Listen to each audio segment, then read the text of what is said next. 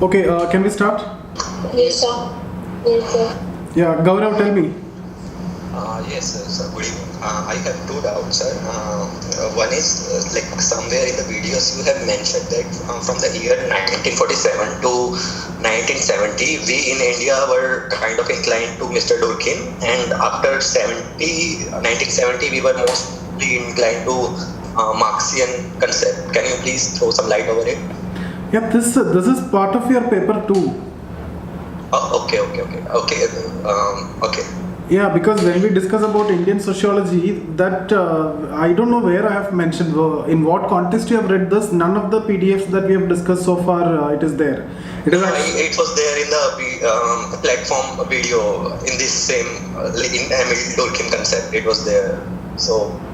No chance in that Emile Durkheim video. It will be, but still I can tell you that there is no problem because see once we. No, that would be fine if we will cover it later. Yeah, it will be covered later, but I'll just quickly tell you once since you have asked. See, 1947, immediately after independence, we are emerging as a welfare state, right? So what we need to focus on the programs, policies which will empower the people, right? Land reforms, poverty alleviation schemes, okay, community development programs, and also cooperatives. Different programs need to be implemented. So you need to have a very good clear-cut picture of the society, and you need to see everything in a functional term. You have to support the welfare state. It is just a newly emerging state. So there is no chance for critical review at that point of time. So there was no use for Marxian perspective. You don't want to see the critical aspect because you need to support the welfare state which is just emerging. So in that context, there is no relevance for Marxian perspective. It is only the emancipatory concerns which are actually raised by Marx will be taken care by the welfare state. That is the assumption. But later, after maybe 2 decades, what has been seen is poverty, instead of decreasing, it has increased, inequality increased, land reform, it was not implemented properly. So because of all these issues, now there is a critical thought is required, critical evaluation of government policy is required. That's why if you see post 1960s or 70s, the emergence of Marxian perspective. In sociology also, as well as otherwise also in general, you can see Naxalite movement, all these movements you can see, right? So that is the context that we will cover in paper 2. Okay, sir. And the another one is like the Durkheim has tried to conceptualize all these social institutions as things or symbols. So it doesn't make it science instead. Like if he did that, so what he was trying to achieve by symbolizing those things? No, his main concern was basically to make sociology similar to science. So that was his main concern. So the emphasis on considering social institutions and all social facts as things has to be seen in that context only. Otherwise, it is impossible in fact, and that is how Weber and many other thinkers are also criticizing. You cannot treat social institutions or social facts as things. It is impossible in fact. But that shows his concern. So today we are going to discuss about the next theory, very important theory, division of labor. Okay, so apart from getting question directly from division of labor, you will get a question which is in comparison to Marx and Durkheim. Okay, so Marxian and Durkheimian framework on division of labor, they will ask you, but you haven't seen any specific theory on division of labor for Marx. Then how will you compare division of labor between Durkheim and Marx is a question, and that question will be answered towards the end of this discussion. In fact, Marxian theory of division of labor is connected to alienation only. It is division of labor which is a reason for alienation. So all those things that we have discussed in alienation should actually come in this aspect. But once we discuss about Durkheim's concept of division of labor, what is the distinction that you need to make between Durkheim and Marx? What are the main differences in the idea? Okay, everything you will understand after we discuss about Durkheim and this division of labor. So when we discuss about most of the theories of Durkheim, you will see we will try to explain in 4 phases. First we will define. Okay, or even before that we can discuss briefly about the context of that theory. Then we will see the cause, and then we will see the function, That means in this context, definition of division of labor, then cause of division of labor, how division of labor came into existence, and then we will see the function of division of labor. What is the role of division of labor in the society? And then we will also see, if you remember, in the rules of social facts, rules of studying social facts, I've told you one of the rules of distinction. So you have to make a clear-cut distinction between normal and pathological form. So he will also discuss about pathological forms. So this 4 parts is what we need to see in this theory, and for that matter any theory that we are going to discuss in Durkheim, you will see that. Okay, so we will see the definition, we will see the cause, we will see the function. Now why this cause and function is separate? It is basically to avoid illegitimate teleology. I'll tell you what is it. You will come across this word again and again, illegitimate teleology. Illegitimate teleology means you are explaining cause and function as the same. So you find a phenomena, you identify the cause of it, and if it is providing the same function, that means you are explaining something in terms of its function. The cause also you explain in terms of its function. That situation is what you call as illegitimate teleology. But that may not be the actual case. Cause may be something different. The function it provides may be something different. For example, if we talk about the fan that we are using, the function it provides and the cause, why it might have came at that point of time, would have been entirely different. Okay, same is the case with division of labor. The cause of division of labor and the function it is providing will be different. That is what we are going to, that is the reason why you need to separate. If you are not separating, if you are simply saying the cause in terms of function, that situation is what you call as illegitimate teleology. Nobody will ask you what is illegitimate teleology, but if I want to tell you why he is separating cause and function, it is basically to avoid this problem of illegitimate teleology.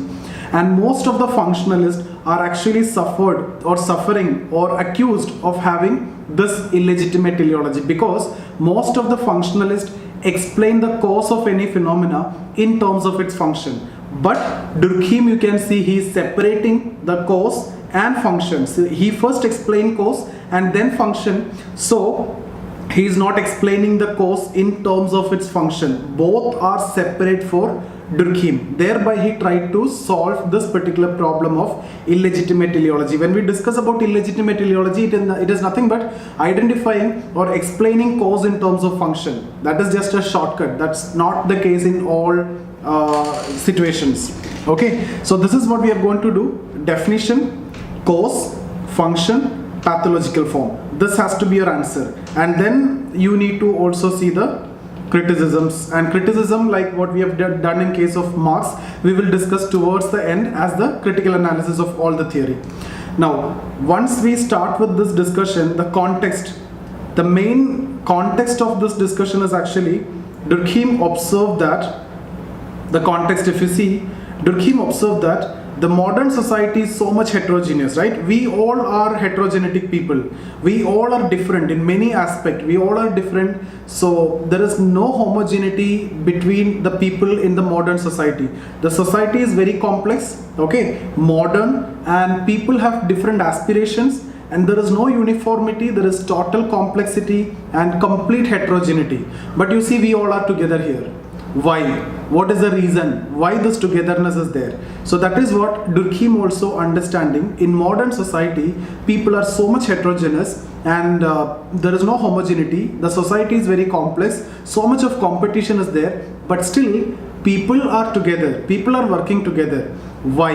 So there is a reason, and he is trying to identify the reason, and his attempt to identify this particular reason is his theory of division of labor.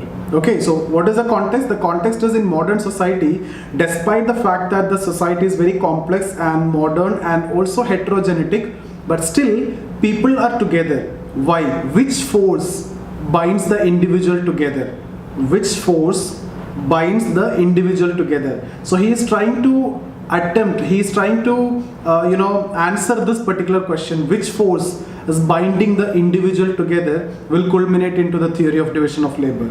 So it is a purely sociological question, because which force is integrating individuals, right? The ultimate element in the society is actually the individual. So there is some force which is integrating individuals. So he's trying to identify that force, okay? And that is a social fact, that is division of labor. That is a context. Now once we discuss about the context, we will have to define what is division of labor. It is a very simple definition. What is division of labor? As you all know, there is no specific, no different or distinct definition here. Division of labor means what? It is nothing but splitting up of activities. You split up activities into number of parts or processes which will be undertaken by more than two people or two or more people. So that is what division of labor. Okay, so complete activity you will split into different parts and will be undertaken by different people. For example, if you want to make a table or if you want to make a chair, this activity will be split into number of parts. Somebody will cut the tree, okay, somebody will do the other parts, okay, further cut the into parts, somebody will make the legs and somebody will do the final assembling, like that. That is what we mean by division of labor. So the meaning definition is the same, there is nothing different here. So it is splitting up of activities into number of parts which will be undertaken by more than two people. That's what division of labor. So till Durkheim took up this analysis, it was purely economic. Because division of labor is something which is considered as increasing productivity, increasing profitability, okay, increasing efficiency, etc. So division of labor has been seen in this way only. It is purely economic. Now here you can make a comparison between sociology and economy. If you get a question on this sociology and economy, you can talk from this particular theory also. Division of labor is there both in economics as well as in sociology. Till Durkheim took up this study, it was considered as purely economic aspect by like increasing productivity and thereby profitability and increasing efficiency, increasing production, etc. But once Durkheim took up this analysis, it became sociological. Okay, the reasons we are going to discuss now. Okay, so now what we need to do, once we're done with the definition, we need to do with the cause. We'll try to identify the cause. So now here there is a possible question, that is mechanical solidarity. You will see this question across mechanical solidarity and organic solidarity. Okay, so mechanical solidarity we will discuss in the context of the cause. Organic solidarity we will discuss in the context of function. So the second part is the cause. Here we will talk about this part, mechanical solidarity. When we discuss about function, I will talk about organic solidarity also. Okay, so let's now try to identify the cause. Now here, if you remember, I've told you before, Durkheim is using an evolutionary perspective. Here you can see, apart from functional perspective, that in terms of function you can see evolutionary perspective means like what we have seen in the theory of mode of production in Marx, ancient to feudal to capitalism to socialism to communism. Here Durkheim also using from traditional to modern. That is what you mean by evolutionary perspective. So if there is something common between Marx and Durkheim, it is this use of this perspective. Also both are giving importance to macro or importance to society. Okay, so to identify the cause, Durkheim took up a traditional society. So he tried to understand a traditional society. Okay, so in case of a traditional society, like what we have discussed in case of Marx, the population is very less, okay, and people are alike. That means people do the similar occupation and people live in bands like this. So people live here, people live here, people live here, and there is no interconnection between bands because that development was not there. So interconnection is not there. So within the bands, people do the similar occupation, they are alike and very less number of people, etc. Now over a period of time, what will happen is population increase. Population will increase, and Durkheim terms it as volume increase. Okay, because the number increase, volume increase. Now see here, now in this class we have around 70 students in our batch.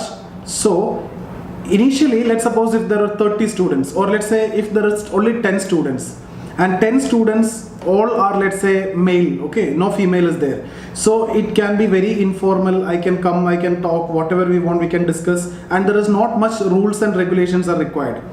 But when this become this number 70 students, what will happen? We need more strict rules and regulation. I always keep on telling you, keep the mic switched off, right? And all this strict regulations, rules are required, otherwise it cannot survive. So exactly in the similar way, in this society also, when it was population is very less, the rules, that is in terms of norms and values, will be very less. But when the population increases, the interaction between people increase.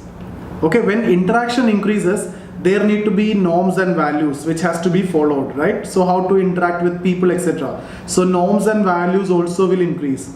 Norms and values is what collectively you can call as morality.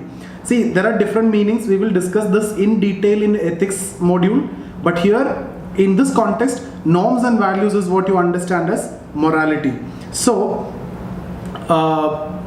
when population increase, now understand in this way, when population increase, volume increase. Volume increase means density increase.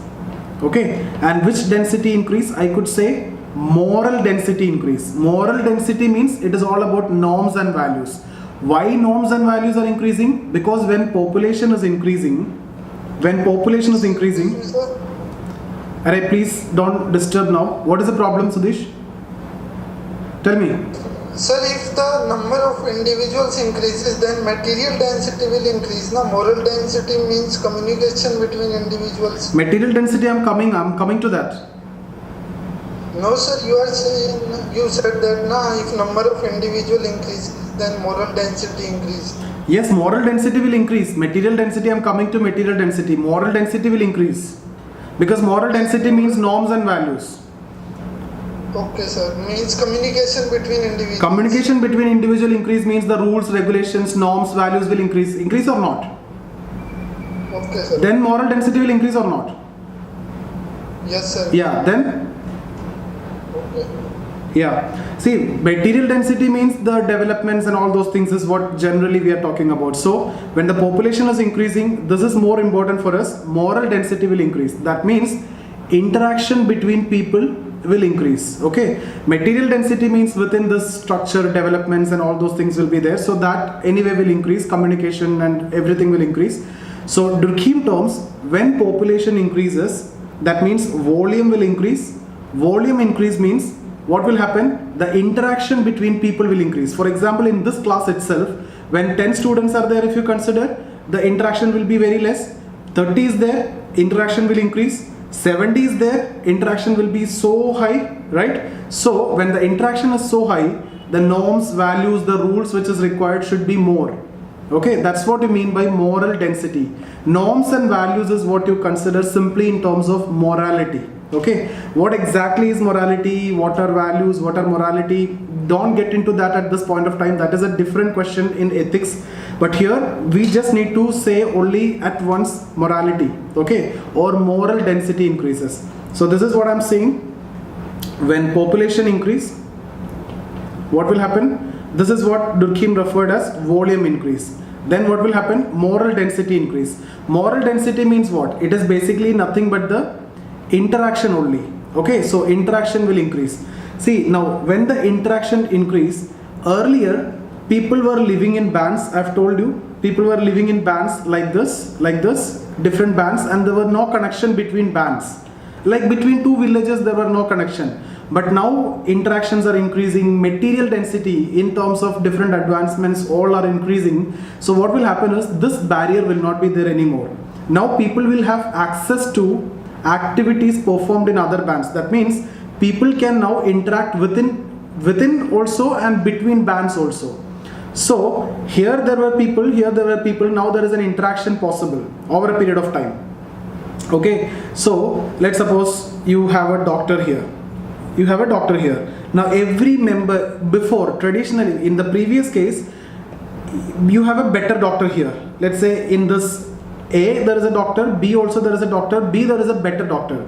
But since earlier there was no access in this village, A village, people have to depend on this doctor. But now since you have access to this, now what you can do, you can go to this doctor. Okay, so in case of any disease, you can go to this doctor. So there is a struggle for existence. For whom? This person. because now people are going to the other doctor. Why? There is an access to activities performed in other bands. So what I'm saying is, when the moral density, volume, interactions increases, there is an interaction with the other bands also increasing. So people now have access to activities performed in other bands. So when this is there, the fittest will survive. Okay, fittest survive. So in this context, who is fittest? This guy is fittest. So he will survive. Now what he can do? He don't have any other choice because people are not going to him. So he have to create specialization.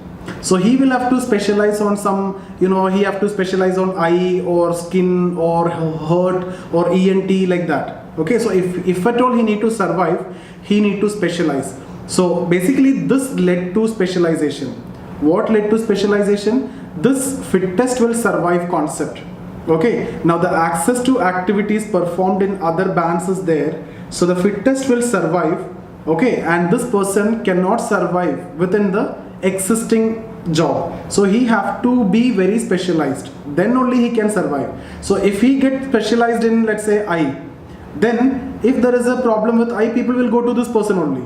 So this is actually the reason for division of labor. For example, if you see now what you can see, people have access to activities. Now see the technological developments. I am sitting from where?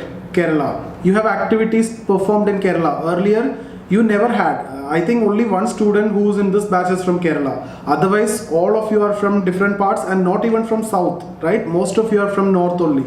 So what is actually happening here? There is a access to activities performed in other areas with the developments. Then what will happen? The fittest will survive. Okay, in your area it may be a small town or somewhere, so you are not going there, you are coming here because you have access. So the fittest will survive, the unfit cannot survive. So that person, whoever it is, a teacher or the doctor or the lawyer or engineer, whoever it is, he have to go for specialization. That is actually the cause of division of labor according to Durkheim. So I hope you understood. I'll show you in a block diagram. So first you try to see a primitive society. Okay, so primitive society. Now one more question that I need to answer here is the mechanical solidarity. So primitive society, I have told you already, population is very less. Okay, and people are alike. That means they are doing the similar jobs, right? And here there is a conformity to the norms and values, and that conformity is ensured through strict laws. There was a repressive laws. That means the punishments are so strong in the traditional society. So because the punishments are so strong, people are following the rules. So there was a solidarity in traditional society, but this solidarity is ensured through repressive law. That's why it is known as mechanical solidarity, mechanically ensured solidarity. Okay, so the traditional society or the primitive society was based on mechanical solidarity. The solidarity is through the norms and values. If you violate the norms and values, strict punishments are there, so you follow the norms and values. So that was mechanical solidarity. Now what will happen after a period of time? You just need this block diagram in your mind. If you have this, you're done with this. Okay, there is no need to discuss all those things that I have told you. Just keep this diagram in your mind, then you can explain everything. Then over a period of time, what will happen is population will increase. That means interaction will increase. Okay, that means material and moral density will increase. This much all of you are okay. So this is primitive society. First talk about that, the first paragraph. Second paragraph you talk about population increase, interaction increase, material and moral density increase. Material density means the advancements, moral density means the norms and values, the rules and regulations and the society keeps on increasing. Then what will happen? People will have access to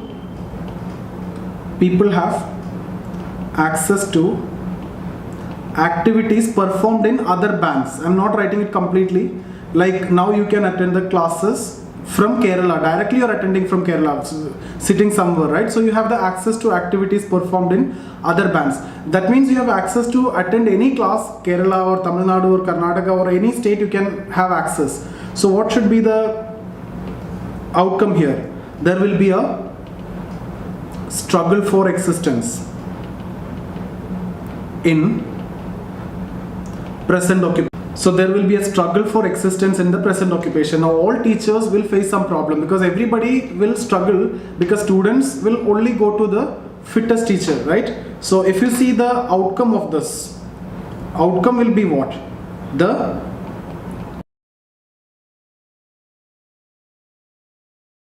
possible outcome. What about the other one? Unfit, create, specialization.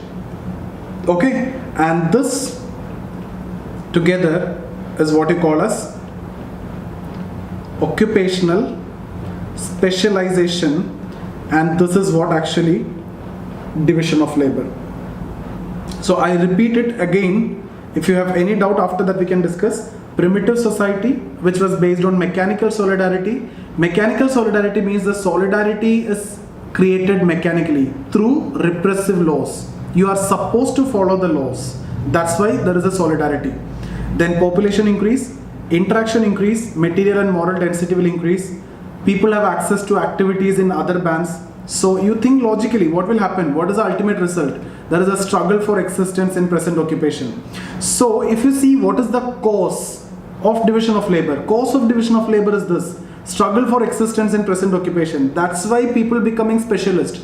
Otherwise, see, if somebody can do everything, if somebody is there who can teach everything, every GS paper, that person will be better. Or some doctor who can treat everything, that will be better for him, right? But since there is a struggle for existence, the fittest will survive and the unfit will create specialization. Because he don't have any other option but to specialize. At least in that area, you should be better than this person. That's the idea here. And that is the reason for division of labor. So I hope you understood the cause of division of labor. So what is the cause of division of labor? It is the struggle for existence in the present occupation. This is actually the cause of division of labor. So why division of labor came into existence? It is because of the struggle for existence in the present occupation, and it will definitely happen over a period of time because interaction increase, access will increase. Okay, so people will have access to activities across, so there will be a struggle, so there have to be a specialization. So division of labor is actually a social fact which comes into existence its own with the autonomous development of society. Now we need to discuss about the functions of division of labor. The function of division of labor, for that he is talking about an organic solidarity. So he considered the modern society here. Modern society based on organic solidarity. See, modern society, people are heterogeneous. People are heterogeneous, okay, and the laws are simple and in fact reformative laws. Reformative or restitutive law, that means no strict punishment. The laws will try for the reformation, but still people are together in this society, and this solidarity is what Durkheim called as organic solidarity. Okay, so here organic solidarity means just like organs in the body, how organs are united, each are dependent upon each other. Each organ is dependent upon each other. Exactly in the same way, modern society, every people dependent upon every other people. That's why organic solidarity. So if you see in our class itself, there is an organic solidarity. We all are dependent upon each other.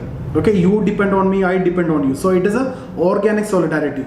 Now, what the function? Exactly the function, if you see, I'll give you two statements. From that you can actually understand. We seek in others what we lack in ourselves. Okay, we seek in others what we lack in ourselves, and associations are formed wherever there is a true exchange of service. So what do you understand from this? We seek in others what we lack in ourselves. If we don't know anything or if we lack in something, we depend on others. And that's how the associations are formed. That's how people are interdependent. You are here because you don't know sociology, right? So we seek in others what we lack in ourselves. Similarly, one more statement I'll give you again, which was given by Durkheim only, that while we like those who resemble us, we are also drawn towards others precisely because they are different.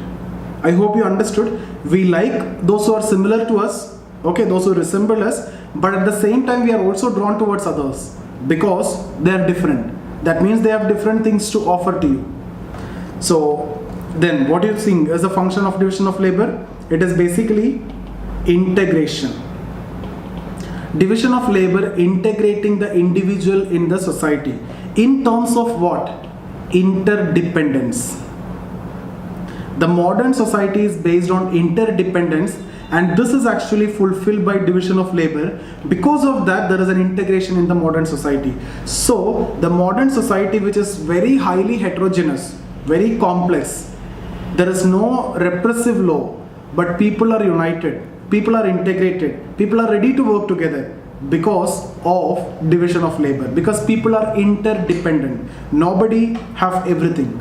People are interdependent. We seek in others what we lack in ourselves, and associations are formed wherever there is a true exchange of service. So that is what I mean by division of labor. Now one more point, division of labor is fulfilling yet another function of giving individual the much required autonomy to produce. Because see, if you need to specialize, for example, you are done MBBS, and if you need to specialize, you will decide where you are going to specialize. So it gives you autonomy to produce. Now, can you compare it with Marx? So here if you see, division of labor is actually giving you the autonomy to produce. Now you can do whatever you wish. But in case of Marx, what we have seen is division of labor is alienating the individual. So this is a main thread, this is a main comparison that you need to make. So for Durkheim, it is giving the autonomy to produce, but for Marx, division of labor is alienating. So this is a main comparison between Marx and Durkheim. Now once we proceed further, I will discuss about pathological form. Okay, so towards the end of this discussion, I will complete the pathological form. Now we will move on to PDF. Once we discuss with the PDF, you will understand everything. Still, if you have doubt, we can take the doubt after the discussion of the PDF. So these are the questions, organic and mechanical solidarity. So that we have already done. What is division of labor? Discuss Durkheim concept of division of labor. What according to Durkheim is the relationship between individual and society? Discuss in the light of his theory, division of labor. Individual, while becoming more autonomous, comes to depend more heavily on society. Okay, so that's what I've told you, interdependence. Once we becoming more and more autonomous, we depend more on society. Okay, so that is because of division of labor. We'll come to that. So according to Durkheim, society is sui generis, and the individual consciousness is determined by the collective conscience. So you will see this word again and again in Durkheim. What do you mean by this collective conscience? Simply, Durkheim is giving importance to the society. So exactly the similar statement is what you have discussed under Marx also. If you remember, it is not the consciousness of man that determines his social existence. On the other hand, it is a social existence which determines the consciousness. Exactly the similar statement is actually given by Durkheim. So you can understand both Durkheim and Marx are giving importance to society over individual. So individual consciousness is determined by the collective conscience. Some books you will see conscience collective, but whatever it is, it's fine. Collective conscience is nothing but reflected in the form of social facts. Thus, Durkheim gives primacy to society over individual. At the same time, the maintenance of social order or the integration of society is the dominant concern in Durkheim sociology. Individual is bound to society in various ways and with the intermediation of different social facts. Durkheim's study of division of labor is one such attempt to identify the social states which binds the individual with society. Durkheim observes in the modern society where heterogeneity, complexity and differentiation is found, what holds the individual or the society together? What holds the society together? It is nothing but the division of labor. Why? Because it creates interdependence. And I've told you, we seek in others what we lack in ourselves. That's the reason why society or we all are together. Otherwise, we will never meet. No. Simple example. Durkheim found that in primitive society, the actions of an individual are controlled by norms and values of the society or the collectivity. Individual is bound to behave in accordance with these norms and values. This binds the individual with society. But in modern society, there is a lot of individuality and the control of norms and values are weak. Thus, Durkheim attempts to answer a purely sociological question, that which force is holding the modern society together. Durkheim's study of division of labor is contained in the book Division of Labor in Society, 1893. So division of labor, this is the definition that we have already discussed. Division of labor is splitting up of activities into number of parts or smaller processes undertaken by different persons or group of persons. In other words, it implies the specialization associated with a particular occupation or an activity. Now when we discuss about the cause of division of labor, I can show you with this diagram itself. Then you don't want to go for that paragraph, but still we can do that. So what you can understand from this: primitive society based on mechanical solidarity. Segmentary means people are living in bands with no access to other bands. Then increase in population, interaction increase in material and moral density. Then people have access to activities performed in other bands. What will happen then? There will be a struggle for existence in the present occupation.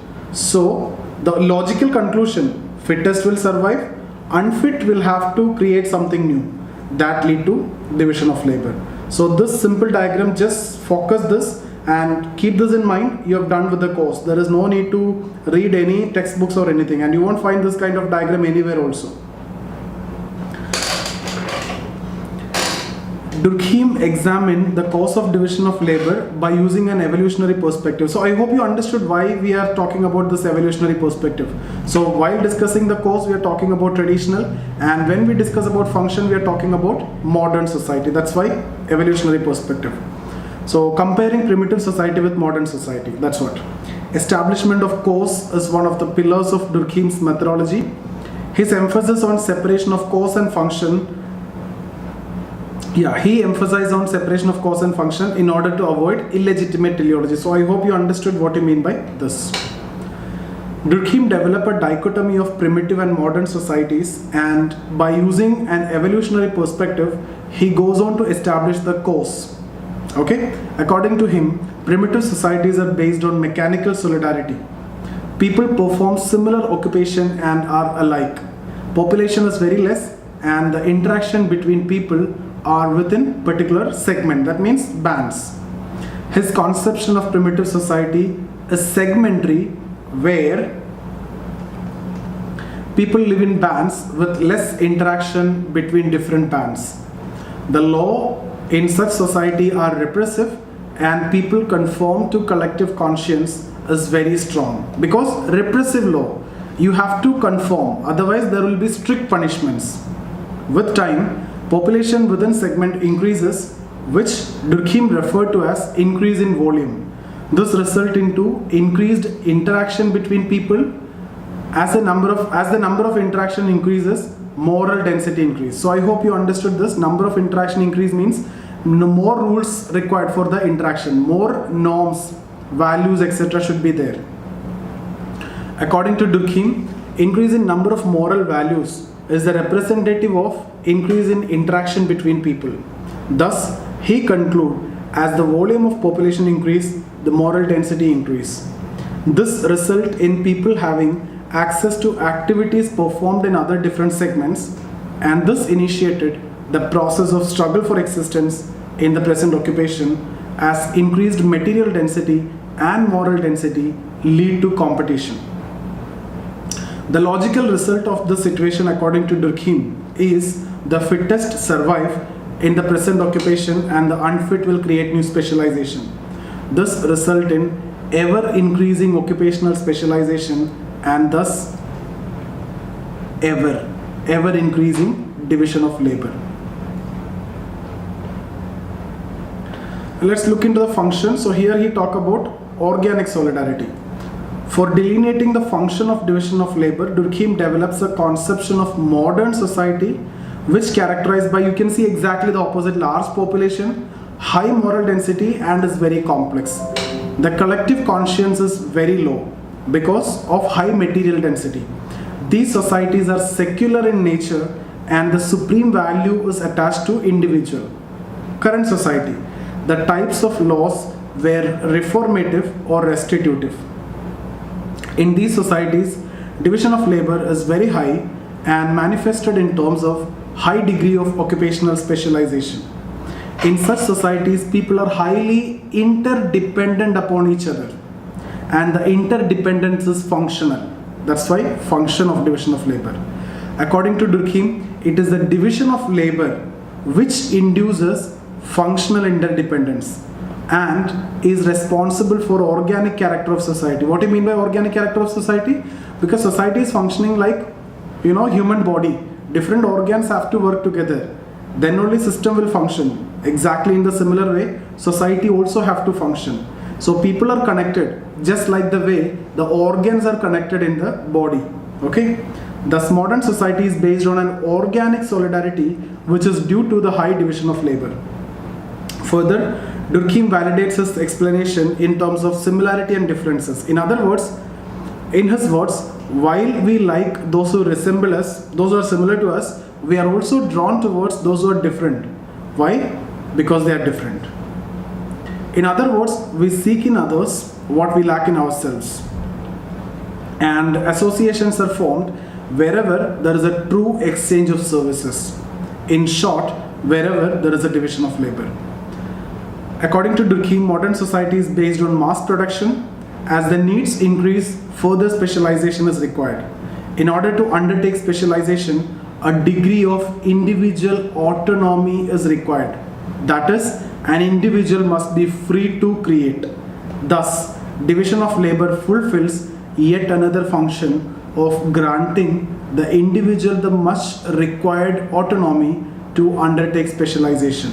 So this is a very important paragraph. This is where the comparison between Marx and Durkheim is coming. Okay, you may think that we have not discussed about Marx theory of division of labor. So if the question is about comparison, you can only write about Durkheim, you get 0 mark, because without writing the comparison, you get no mark. An individual, while becoming more autonomous, comes to depend more heavily on society. Thus, according to Durkheim, division of labor is a social phenomena and rejected the classical and neoclassical explanations of division of labor. Okay? Earlier, the term division of labor is coined by Adam Smith in his book Wealth of Nations.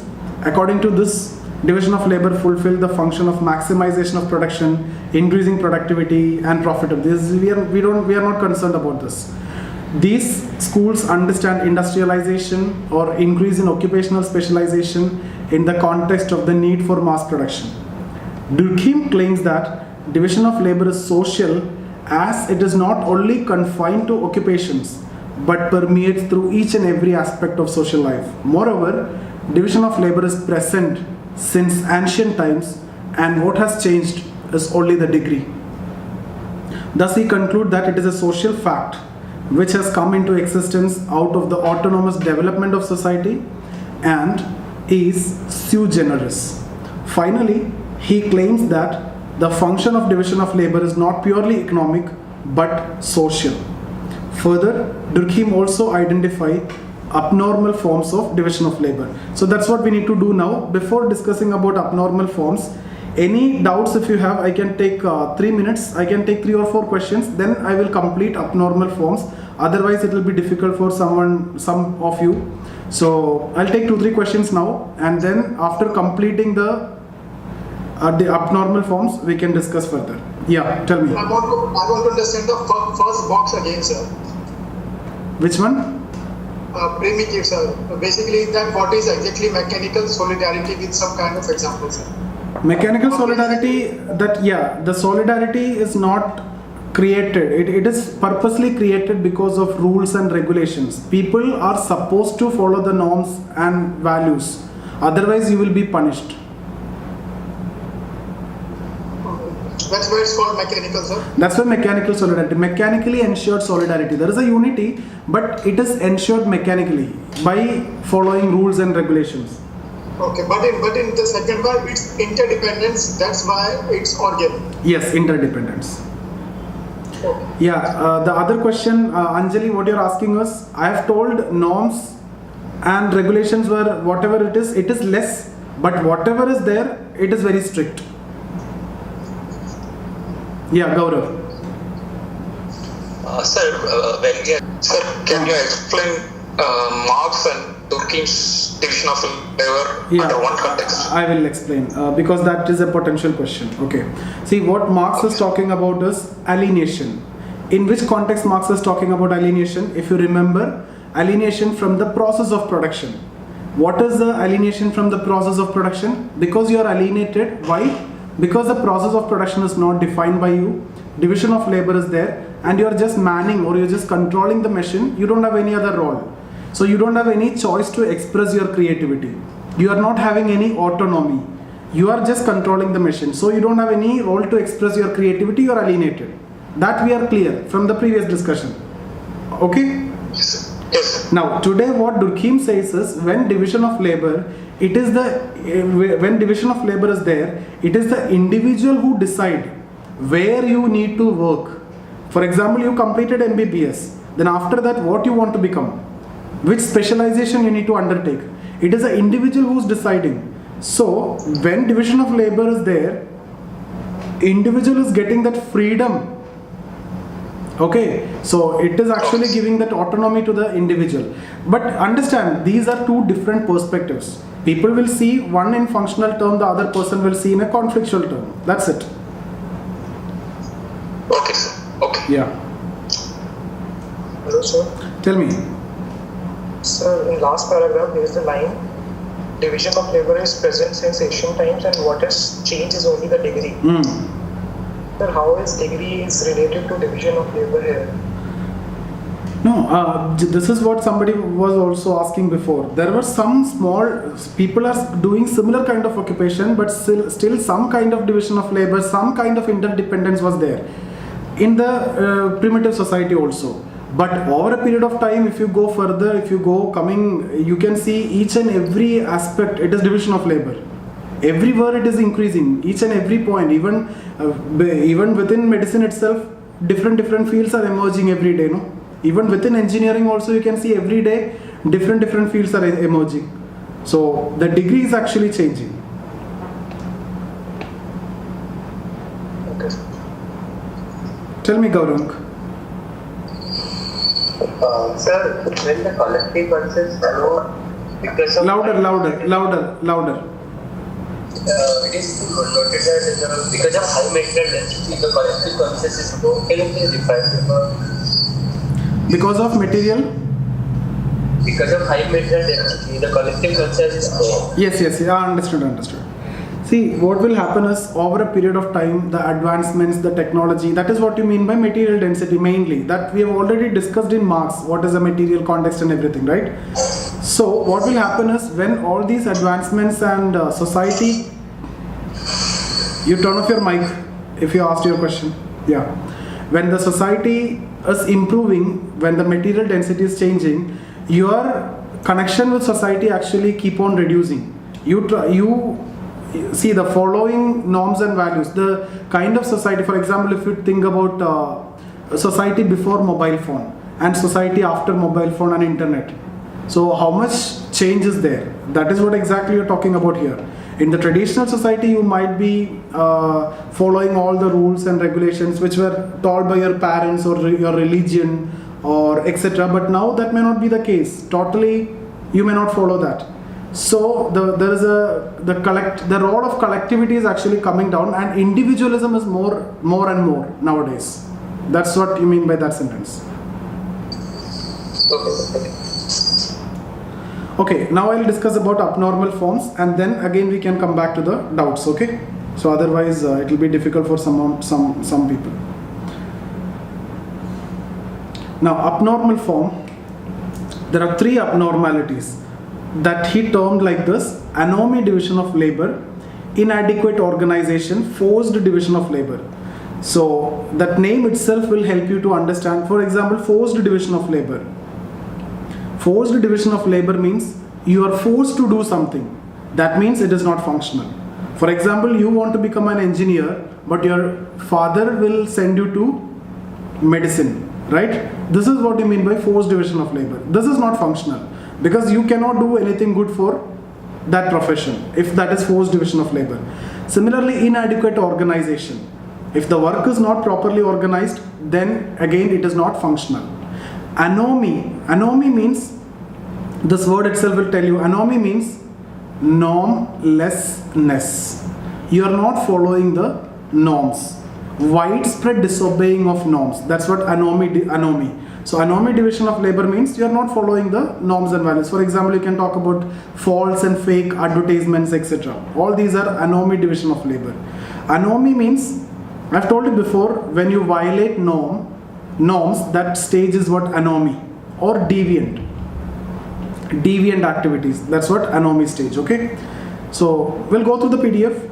Although division of labor is normal phenomena, but it may become abnormal in certain situations. The study of abnormal forms can be useful for identifying the conditions supportive of normal states. There are three forms of abnormal forms of division of labor: anomie division of labor, inadequate organization, forced division of labor. Now, what is anomie division of labor? Anomie is a state of normlessness. That means widespread disobeying of norms happens. Under anomie state, division of labor becomes dysfunctional as it leads to unhealthy competition, like what I've told you, the fake and false promises, advertisements, etc.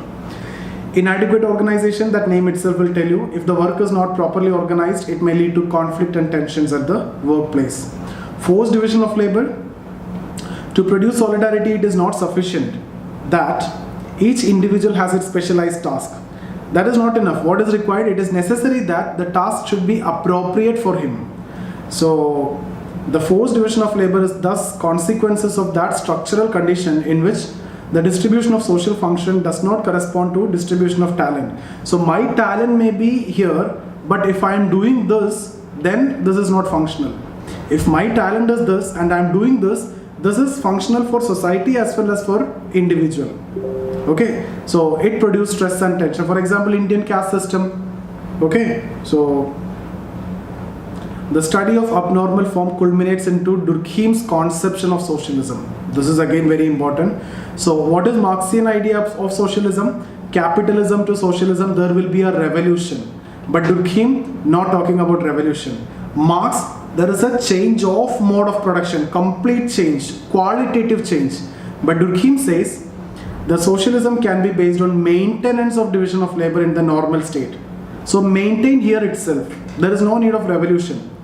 By number of occupational association which will implement ethical code corresponding to their occupation.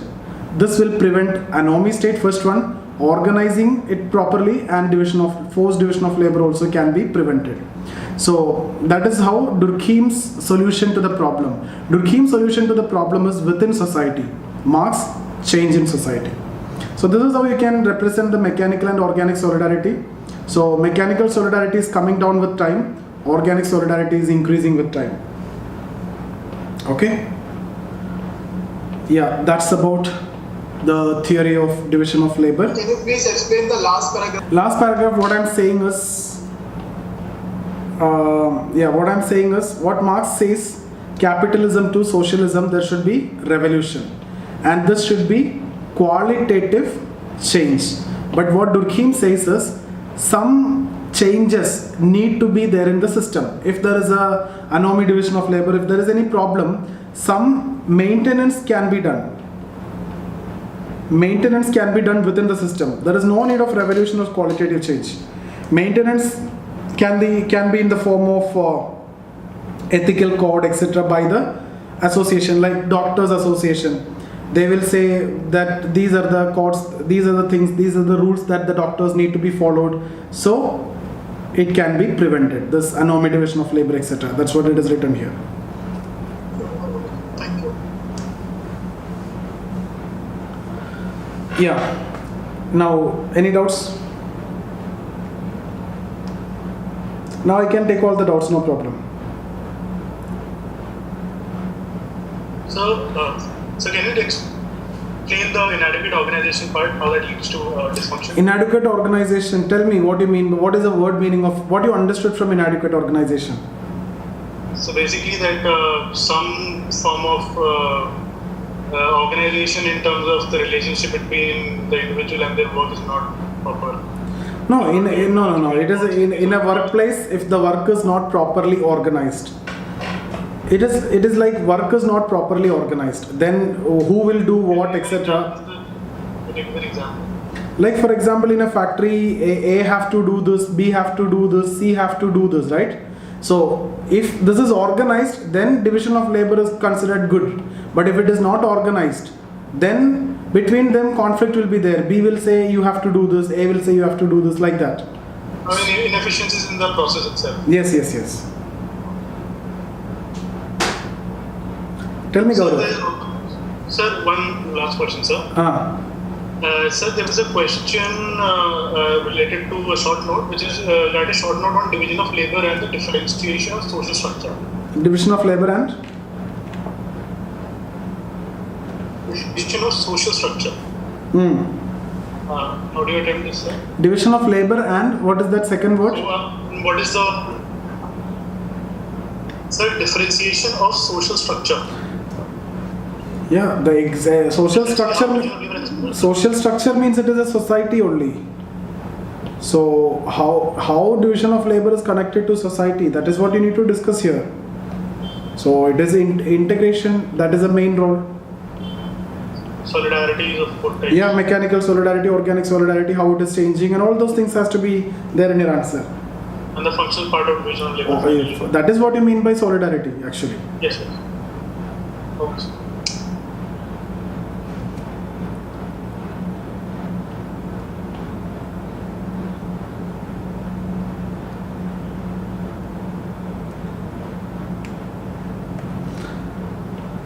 The last chart is, there is nothing here. What I'm saying is, this is over a period of time. So we are moving from traditional to modern. So traditional society, mechanical solidarity, that will come down, and modern society, organic solidarity. So organic solidarity will increase. That it was very less, that kind of, now it will increase, like that. Yeah, Gaurav, tell me. Yeah.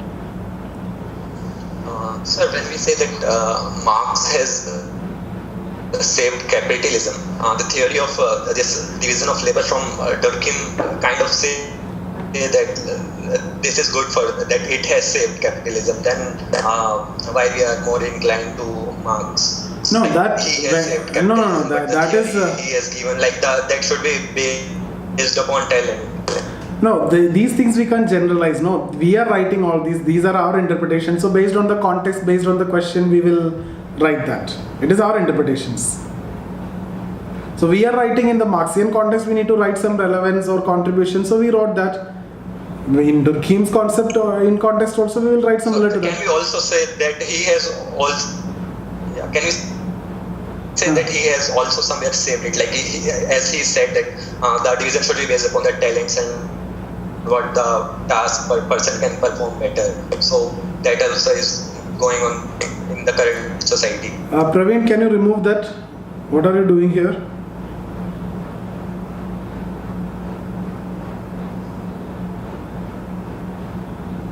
Yeah, tell me.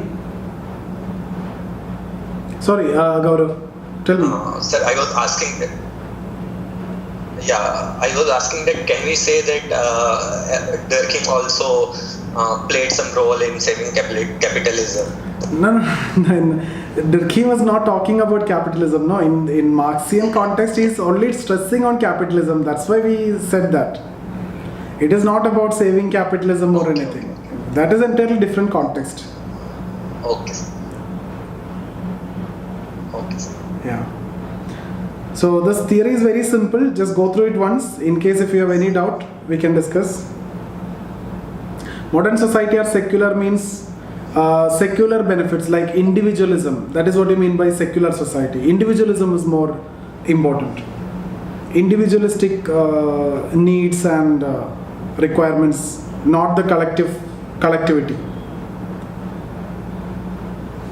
Not only in terms of religion. Religion is different. So here when we discuss about secular, it is more of modern society.